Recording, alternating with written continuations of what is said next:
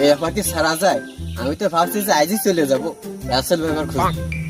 আমি তো ভাই বিড়ি টিড়ি খাইনি, তুই তো আজিজ বিড়ি নিয়ে থাকবি না, দেবে তো 100 টাকা। যদি 1 লাখ টাকা দিত তাই হলে আইফোন কিনতাম, কিনে নিয়ে ভিডিও টিডিও বানাতাম, তাহলে ভালো হইতো।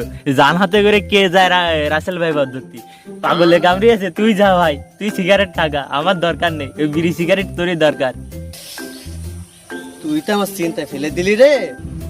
আমি তো চাইলাম দুজনে শেয়ারে মনে করে কাজটা করবে না, 5-6টা ধরবা না, ধরে একসাথে না খাবা না। তুই না বিড়ি টিড়ি কম খাস, আমি না একটু বেশিই খাই, তাতে কি হচ্ছে? তোর না যদি একটা ডারবি কিনে দিবা না, নাকি না তোর ডারবি না, তোর এই এসে বড়টা কিনে দেবো না। যে কি সিগারেট যেন কয়, গোল্ডেন গোল্ডেন না কি যেন বলে,